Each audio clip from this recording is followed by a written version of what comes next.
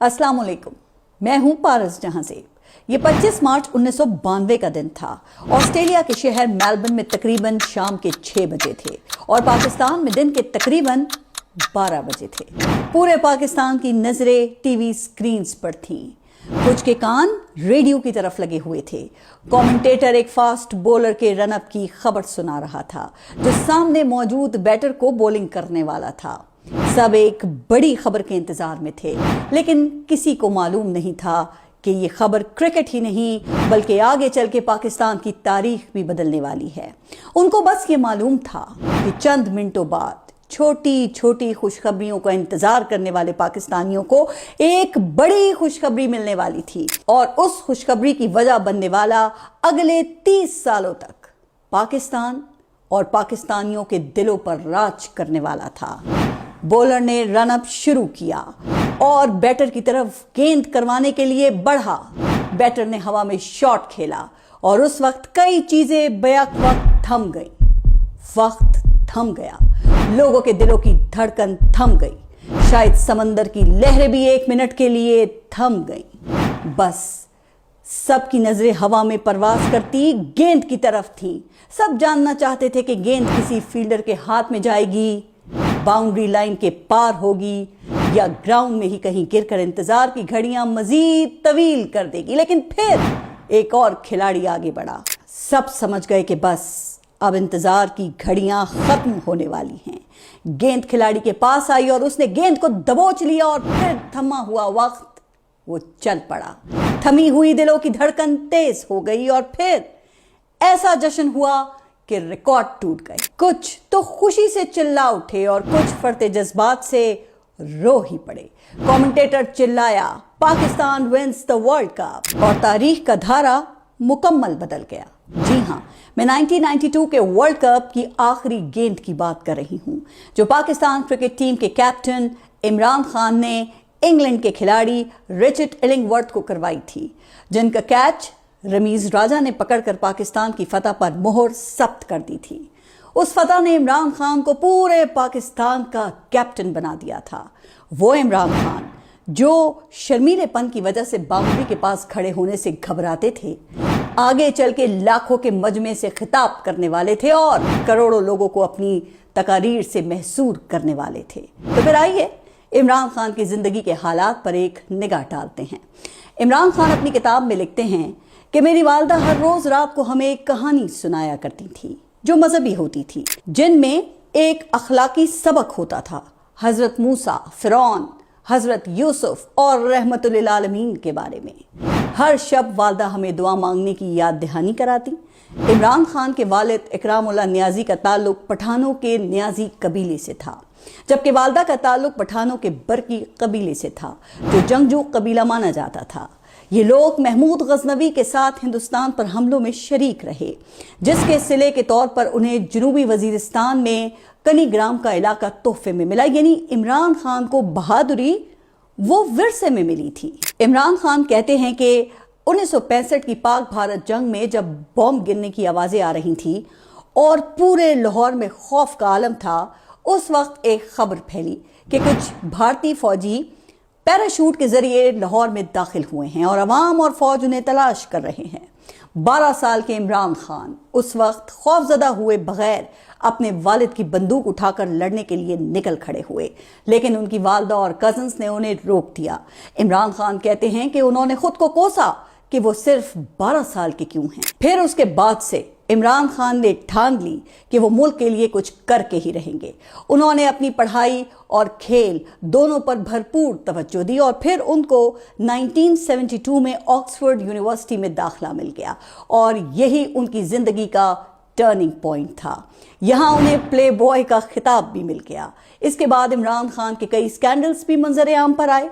Oxford university में उन्हें दुनिया को एक नए रुख से देखने का मौका मिला। उनको दुनिया भर के ज़हीन तरीन अफराद से मिलने का मौका मिला। इस दौरान उनके कई दोस्त भी बने। इमरान खान अपनी किताब में लिखते हैं कि उनकी दोस्ती एक भारतीय तालिब इल्म विक्रम मेहता से हुई और उनकी दोस्ती पाकिस्तान की एक बहुत बड़ी शख्सियत से भी हुई, लेकिन ये शख्सियत एक खातून थी और उस खातून ने भी आगे चल के पाकिस्तान की तारीख में अहम किरदार अदा करना था। وہ خاتون اس وقت آکسفورڈ یونین کی صدارت کا الیکشن لڑ رہی تھی اور عمران خان آکسفورڈ کے مارگریٹ ہال میں بے نظیر کا خطاب سننے جایا کرتے تھے اور یہیں سے دونوں کی جان پہچان ہو گئی۔ ایک برطانوی صحافی کرسٹوفر سٹینفورڈ کے مطابق بے نظیر عمران خان سے متاثر تھیں اور انہوں نے ہی عمران خان کو لائن آف لاہور یا شیر لاہور کا خطاب دیا تھا۔ بہرحال آکسفورڈ نے عمران خان کی زندگی میں کافی تبدیلیاں پیدا کی۔ کرکٹ کا شوق انہیں پہلے سے تھا اور صرف 18 سال کی عمر میں پاکستان کے لیے ٹیسٹ ڈیبیو بھی وہ کر چکے تھے، لیکن انگلینڈ میں عمران خان نے کاؤنٹی کرکٹ کھیلنا شروع کی۔ انہوں نے واسٹرشائر کاؤنٹی کی نمائندگی کی، جہاں ان کی فاسٹ بولنگ نے سب کی توجہ حاصل کی اور یہی ان کا کھیل محض شوق نہیں رہا بلکہ پیشہ وارانہ سمت اختیار کر گیا۔ ان کا یہ شوق پاکستان آنے تک برقرار رہا۔ وہ صرف ٹیم کے کھلاڑی نہیں بلکہ ٹیم بلڈر بننا چاہتے تھے۔ انہیں معلوم تھا کہ ٹیم کیسے بنائی جاتی ہے۔ سپورٹس، سیاست، پولیس، فوج، کارپوریٹ سیکٹر ہو یا میڈیا اور صحافت، کامیاب تو وہی ہوتا ہے نا جو اچھی ٹیم بناتا ہے، اور یہ راز عمران خان نے پا لیا تھا۔ انہوں نے اچھی ٹیم بنانے پر بھی کام شروع کر دیا تھا اور وہ اس سلسلے میں کسی جونیئر سینئر کی پرواہ نہیں کرتے تھے، جس پر ان کے بہت سے سینئرز ان سے ناراض بھی ہوئے، بلکہ ان پر تو ان کے کزن ماجد خان کا کریئر خراب کرنے کا بھی الزام لگایا جاتا ہے جو انہیں کرکٹ میں لے کر آئے تھے۔ لیکن عمران خان کا یہ اصول تھا کہ وہ میرٹ پر کوئی سمجھوتا نہیں کرتے تھے۔ 1981 میں وہ کرکٹ ٹیم کے کیپٹن بنے اور یہیں سے انہوں نے ورلڈ کپ جیتنے کی کوششوں کا آغاز کر دیا۔ انہوں نے بھرپور محنت کی اور کئی ٹیموں کو ہرایا، لیکن 1984 کے شروع میں ان کی والدہ شوکت خانم کو کینسر کی تشخیص ہو گئی۔ اس خبر نے عمران خان کے پیروں تلے زمین ہی نکال دی۔ یہ ان کی زندگی کے بدترین لمحات تھے۔ ایک بیٹے کے لیے اپنی والدہ کو تکلیف میں دیکھنا انتہائی مشکل تھا۔ لاہور میں علاج کی سہولتیں نہیں تھیں اور لندن جا کر علاج کے لیے وہ تیار نہیں تھیں۔ تاہم بیٹے کے اصرار پر وہ لندن چلی تو گئیں اور ان کا علاج شروع ہوا۔ پھر ایک دن عمران خان کو وہ خبر ملی جس نے ان کی زندگی کو بدل کر رکھ دیا، اور یہ خبر نہیں، ایک آگ کا گولا تھا جو ان کے کانوں کے پار ہوا تھا۔ خبر سنانے والے نے بس اتنا کہا تھا کہ آپ کی والدہ اب اس دنیا میں نہیں رہی، لیکن خبر سنانے والے کو یہ معلوم نہیں تھا کہ وہ عمران خان کو اس کی آدھی دنیا اجڑنے کی خبر سنا رہا ہے۔ اس سے پہلے جب لاہور میں شوکت خانم شدید تکلیف میں مبتلا تھیں اور ڈاکٹرز بے بس تھے تو ہاسپٹل میں ہی عمران خان نے چیخ کر کہنا شروع کر دیا تھا کہ میں یہاں کینسر ہاسپٹل بناؤں گا، اور یہیں سے کینسر ہاسپٹل کی تعمیر ان کا جنون بن گیا۔ وہ 1983 اور 1987 کا ورلڈ کپ نہیں جیت سکے اور کرکٹ کو خیر بات کہہ دیا۔ انہیں کئی لوگوں نے کرکٹ سے ریٹائرمنٹ کا فیصلہ واپس لینے پر راضی کرنے کی کوشش بھی کی، لیکن وہ راضی نہ ہوئے۔ پھر اس وقت پاکستان کی ایک طاقتور ترین شخصیت نے عمران خان سے ریٹائرمنٹ کا فیصلہ واپس لینے کی درخواست کی۔ بالآخر انہوں نے ریٹائرمنٹ کا فیصلہ واپس لے لیا، اور یہ درخواست کرنے والے کوئی اور نہیں بلکہ پاکستان کے طاقتور ترین صدر جنرل ضیاء الحق تھے۔ تاریخ نے عمران خان کا یہ فیصلہ درست ثابت کیا اور بالآخر انہوں نے کرکٹ ورلڈ کپ جیت ہی لیا۔ اب ان کی پوری توجہ کینسر ہاسپٹل کی تعمیر پر تھی۔ عمران خان پاکستان کی مشہور ترین شخصیت بن چکے تھے، لوگ ان کے دیوانے تھے۔ عمران خان کی ایک اپیل پر عوام نے خزانوں کے منہ کھول دیے۔ لوگوں نے اپنی زندگی کی جمع پونجی اور خواتین نے اپنے سونے کے زیورات بھی عمران خان کے حوالے کر دیے۔ اس دوران عمران خان نے انگلینڈ کے ارب پتی خاندان کی بیٹی جمائمہ سے شادی بھی کر لی اور مخالفین نے ان پر بیرونی ایجنٹ ہونے کے الزامات عائد کیے، لیکن عمران خان نے ہار نہیں مانی۔ اس دوران جمائمہ انہیں پاکستان چھوڑ کر لندن منتقل ہونے پر مجبور کرتی رہیں، لیکن عمران خان پاکستان میں ہی رہنے پر اٹل رہے۔ اس وقت پاکستان پر میاں محمد نواز شریف کی حکومت تھی۔ نواز شریف انہیں پی ایم ایل این میں شمولیت کی دعوت دے چکے تھے، جو عمران خان نے شکریہ کے ساتھ رد کر دی تھی، لیکن لاہور جمخانہ کے بعد نواز شریف اور عمران خان کے درمیان لو ہیٹ ریلیشن قائم ہوا۔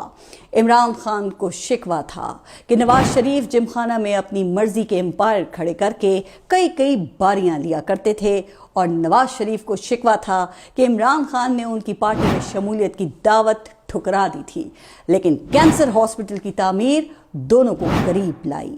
عمران خان کے اپنے الفاظ کے مطابق نواز شریف نے کینسر ہاسپٹل کے لیے زمین اور 50 کروڑ روپے کا چندہ بھی دیا۔ اب یہ چندہ انہوں نے ذاتی جیب سے دیا یا حکومت کی طرف سے دلوایا یہ واضح نہیں ہے، لیکن عمران خان اس وقت پاکستان میں ایک انقلاب لانے میں کامیاب ہو گئے۔ وہ دنیا کا پہلا پرائیویٹ کینسر ہاسپٹل بنا کر ایک تاریخ رقم کر چکے تھے، لیکن انہیں معلوم تھا کہ صرف ایک کینسر ہاسپٹل وہ کافی نہیں ہے، اس کے لیے انہیں حکومتی سطح پر کام کرنے کی ضرورت ہے، اور یہیں سے انہوں نے سیاست میں آنے کا فیصلہ کر لیا۔ انہوں نے 25 اپریل 1996 کو پاکستان تحریک انصاف کی بنیاد رکھی، وہی جماعت جس نے آگے چل کر تمام جماعتوں کا بوریا بستر گول کرنا تھا، لیکن شروعات میں انہیں کوئی کامیابی نہ مل سکی۔ عمران خان کے لیے خزانوں کا منہ کھولنے والے عوام ان کو ووٹ دینے پر کیوں تیار نہ تھے؟ اس کا ایک جواب یہ ہو سکتا ہے کہ شاید وہ تجربے کار نہیں تھے۔ ایک جواب یہ ہو سکتا ہے کہ کھیل اور سیاست دونوں الگ الگ چیزیں ہیں، اور ایک جواب یہ بھی ہو سکتا ہے کہ شاید اس وقت انہیں ان حلقوں کی قبولیت نہیں تھی جو سیاستدانوں کو اقتدار میں لے کر آتے اور اقتدار سے باہر کرتے ہیں۔ اس لیے وہ 1997 کا الیکشن بری طرح سے ہارے اور کوئی نشست نہ جیت سکے۔ پھر 12 اکتوبر 1999 کا دن آ گیا اور جنرل مشرف نے میاں محمد نواز شریف کی حکومت کا تختہ الٹ دیا۔ عمران خان نے ابتدا میں جنرل مشرف کی حمایت کی اور ان کے ریفرنڈم کے لیے مہم بھی چلائی، لیکن جلد ہی دونوں کو احساس ہو گیا کہ دونوں کا ایک ساتھ چلنا ممکن نہیں۔ دونوں کی شخصیت اور سوچ میں زمین آسمان کا فرق ہے، اس لیے عمران خان جنرل پرویز مشرف کے مخالف ہو گئے۔ اس دوران انہوں نے کھل کر پرویز مشرف کی مخالفت کی، سانحہ لال مسجد سے لے کر جسٹس افتخار چودھری اور وکلا تحریک تک وہ جنرل مشرف کی مخالفت کرتے رہے۔ پھر 2004 میں ان کی جمائمہ سے علیحدگی ہو گئی اور وہ بچوں کو لے کر لندن جا بسیں، اور عمران خان وہ مکمل طور پہ پاکستان کی سیاست کے ہو کر رہ گئے۔ وہ اس وقت کے اپوزیشن اتحاد APDM کا حصہ بھی رہے۔ جنرل مشرف کی حکومت نے وکلا تحریک کو کچلنے کا فیصلہ کر لیا تھا، اور اس مقصد کے لیے انہوں نے MQM کو استعمال کیا۔ 12 مئی 2007 کو جسٹس افتخار چودھری نے کراچی کا دورہ کرنا تھا، اور عمران خان اور تحریک انصاف نے بھی ان کا استقبال کرنے کا پلان بنا رکھا تھا، لیکن پھر کراچی میں وہ ہوا جس کا کسی نے تصور بھی نہیں کیا تھا۔ اس دن کراچی میں آگ و خون کی ہولی کھیلی گئی۔ الطاف حسین کے حامیوں نے اپوزیشن کے کارکنان پر کھلے عام فائرنگ کی اور درجنوں لوگ لقمہ اجل بن گئے۔ یہیں سے عمران خان کی الطاف حسین سے دشمنی ہوئی، اور وہ الطاف حسین پر مقدمہ کرنے اسکاٹ لینڈ یارڈ تک چلے گئے۔ اس وقت کراچی میں MQM کا کوئی متبادل نہیں تھا۔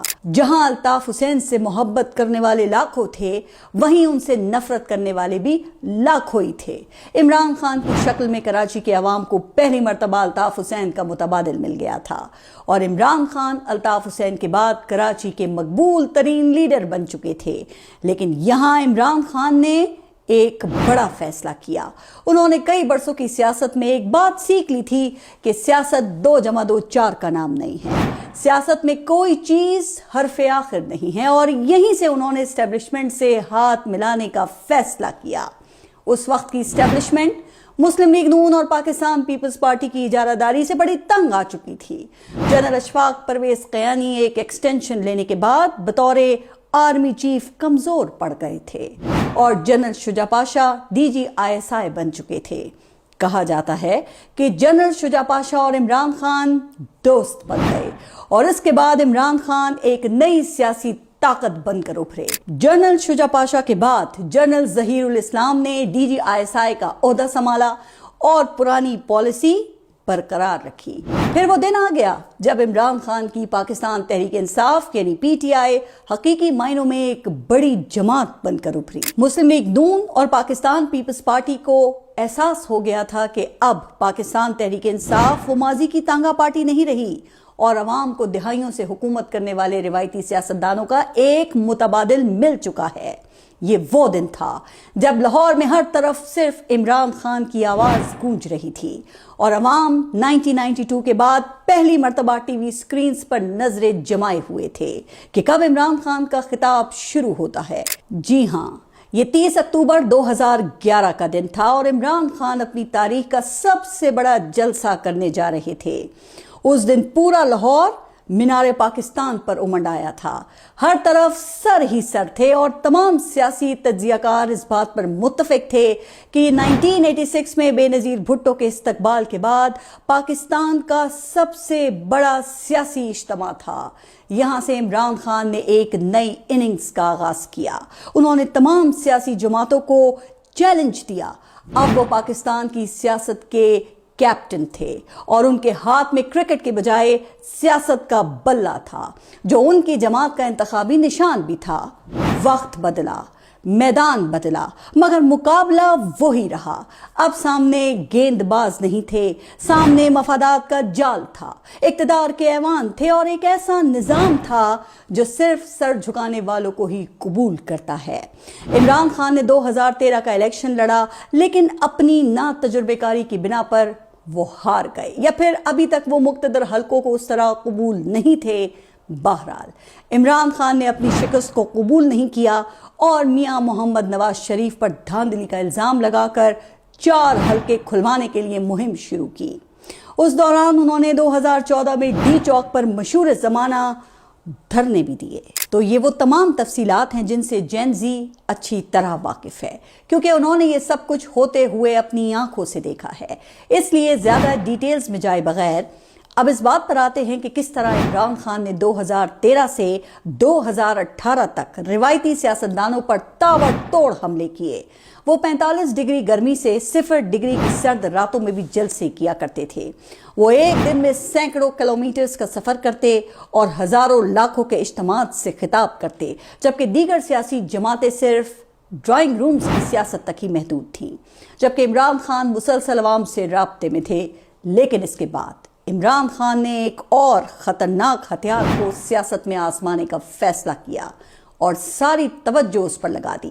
انہوں نے نوجوانوں پر مشتمل پروفیشنلز اور والنٹیئرز کی ایک بہترین ٹیم کھڑی کی جو اس ہتھیار کے استعمال سے اچھی طرح سے واقف تھے۔ عمران خان جلد ہی پاکستان میں اس ہتھیار کے واحد کھلاڑی بن گئے۔ یہ وہی ہتھیار ہے جس پر میں ابھی آپ سے مخاطب ہوں۔ جی ہاں، سوشل میڈیا۔ سوشل میڈیا کا ہتھیار جس نے عمران خان کو عمران خان سے مانسٹر عمران خان بنا دیا۔ یہاں ان کے مقابلے میں دور دور تک کوئی نہیں تھا۔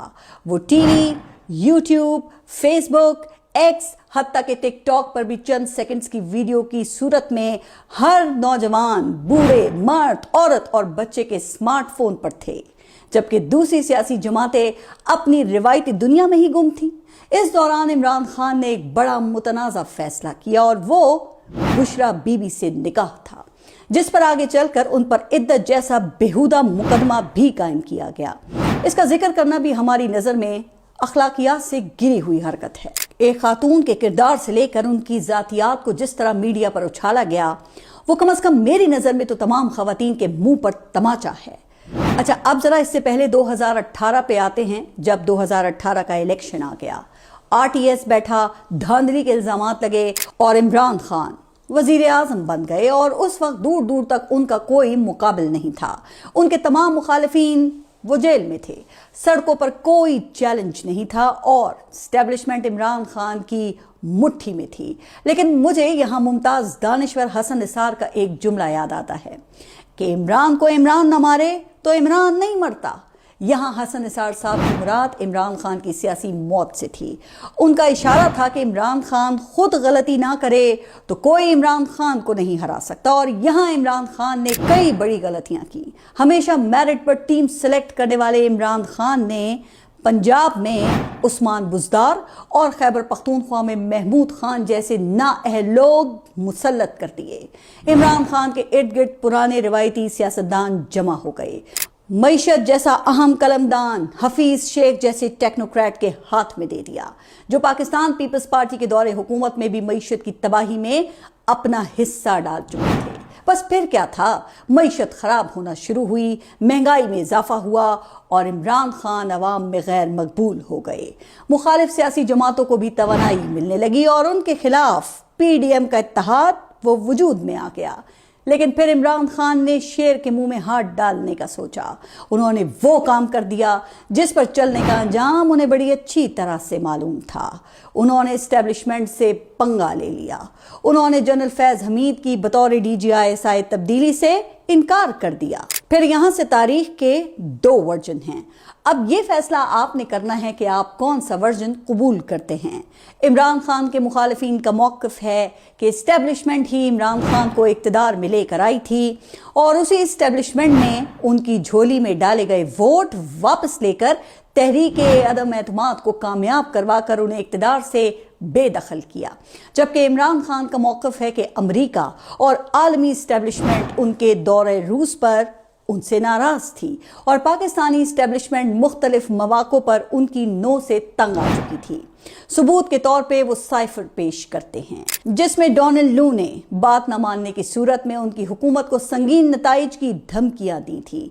लेकिन बहरहाल इमरान खान के खिलाफ तहरीक अदम एतमाद कामयाब हो गई। अब इमरान खान के पास मौका था, या तो वो खामोशी से ऑपोजिशन करके वक्त बदलने का इंतजार करते या फिर क्रिकेट की तर्ज पर छक्के के जवाब में बैटर को बाउंसर मारते। इमरान खान ने रिवायती सियासत की बजाय बाउंसर मारने का सोचा और मुल्क भर में बयानियां बनाना शुरू कर दिया और उस मकसद के लिए सोशल मीडिया का उन्होंने भरपूर इस्तेमाल किया। इस दौरान जनरल बाजवा के ओहदे की मियाद खत्म होने वाली थी और मुल्क में नए आर्मी चीफ का तकर्रुर होना था। लेकिन यहाँ शायद इमरान खान से गलती हो गई। उन्होंने एस्टेब्लिशमेंट की ताकत का गलत अंदाजा लगाया और तारीख में पहली मर्तबा किसी आर्मी चीफ के ओहदा संभालने से पहले ही उनके खिलाफ बयानिए का वो हिस्सा बन गए। यूं जनरल आसिम मुनीर की तैनाती से कबल ही उनके मामलात जनरल आसिम मुनीर से खराब हो गए। जनरल रिटायर्ड नईम खालिद लोदी के मुताबिक इमरान खान और जनरल आसिम मुनीर के दरमियान एक पर्सनैलिटी क्लैश है और मैं समझती हूं कि इस बात का अंदाजा मियां मोहम्मद नवाज शरीफ जैसे घाक सियासतदानों ने शुरू ही में लगाना शुरू कर दिया। इसलिए वो हर कीमत पर जनरल आसिम मुनीर को ही आर्मी चीफ बनाना चाहते थे।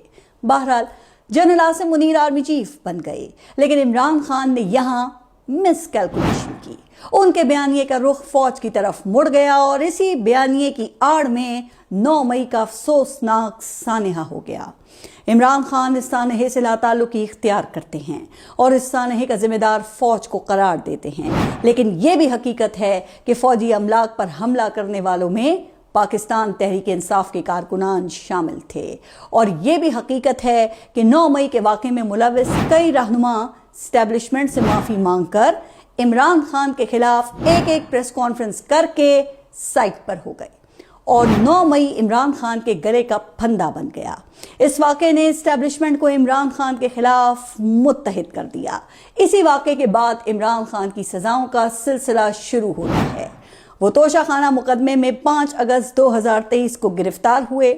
बुशरा बीबी भी गिरफ्तार हो गई और वो अभी तक जेल में ही हैं। इमरान खान शायद निज़ाम से टक्कर लेने वाले वाहिद सियासतदान हैं जिन्होंने अभी तक ना किसी से समझौता किया है और ना ही हार मानी है।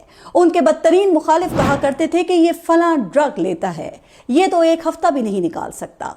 लेकिन इमरान खान ने जिंदगी के हर मोड़ की तरह अपनी सियासत के नाजुक तरीन मोड़ पर भी सबको हैरान किया है।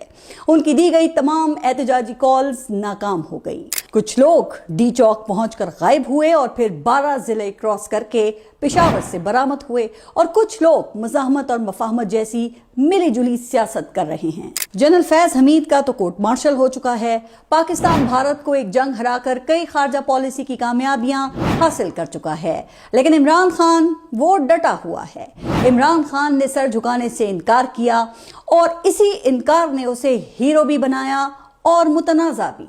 कुछ के नजदीक वो निजात दहिंदा है, कुछ के लिए खतरा और कुछ के लिए महज एक जिद्दी आदमी जो निजाम की चलती गाड़ी को रोकने की जुर्रत कर बैठा।